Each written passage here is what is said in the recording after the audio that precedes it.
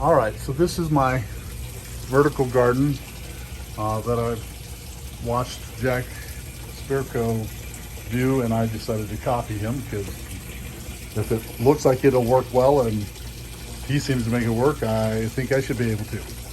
So all of this is stuff I learned from him. Plumbing is easy. There's my intake, my pump, from my pump up to here. You can hear it flowing, so the pump is still on, but there's no water coming because the water level is actually down too low. So, but it's pushing water back in so that it always keeps water in there for the pump to pick up. So for the 15 minutes, I don't want it to run dry. So that bed, this tray is draining. Oh, it might break here in a second. So with that bell siphon, let's see if you can hear the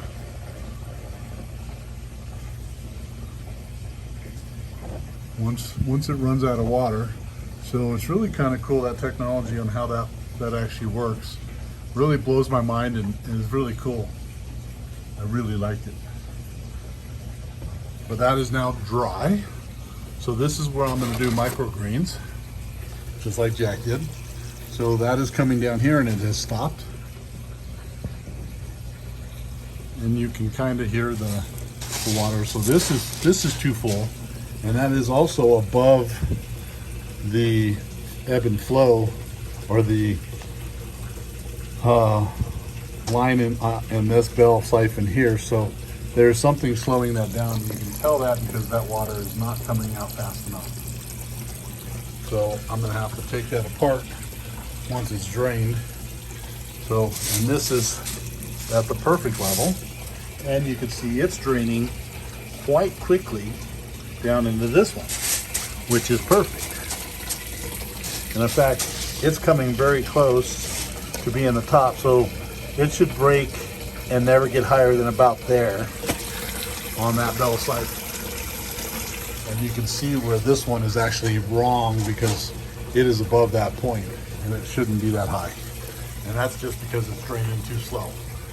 And as water starts coming back down, you can see the water, that's actually the return coming from this bottom tray. So I got water going back in, and because I got water going back in, I got water going back up, which is fine. But at this point, I don't want to have it running continuously. I want to test this, and I'm trying to adjust how these work. And this is my problem child right here. I gotta, as soon as it drains, I gotta pull all the rock out, and then I'll probably have to pull this whole bottom piece apart and figure out why it's draining so slow. And I already pulled one rock out of it, so I bet it's another rock. Another piece of clay that went through. I don't know if there's a way I could actually fix that, you know, but I'll see. But it's really kind of cool. Top is now dry. Actually, it's not totally dry because we put some more back into it. This one's high, and it'll drain for quite a while because it's going so slow. This one is draining nice and fast. I need to figure out a way to, maybe I'll have to cut that and put a valve in there so I can get it agitated and get it oxygenated a little better. And maybe do that with both of these. And then you can see the water flowing into that pretty well. The pump is now off and underwater. And these really cool things that I learned from Jack Spirko. All it is a pipe that's even on both sides, and it sucks water out but pushes water in. So everything goes into this one back to that one. And I actually just have two of those pipes doing the same exact thing. One up close and one far. And that's working really well. That's really cool. I never saw that before. So stuff I've learned from Jack Spirko. Maybe that'll be my new post. Stuff I learned from Jack Spirko. You know, he is a good teacher. So this water is still drained all the way down. You can almost see that it's empty. But there's enough moisture in here for the plants to really be able to drink and breathe. And that's the goal. Problem is, this one is still full.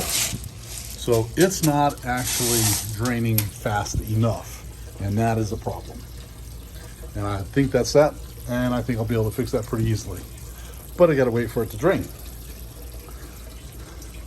So I guess I'll leave this here for now. Talk to you soon.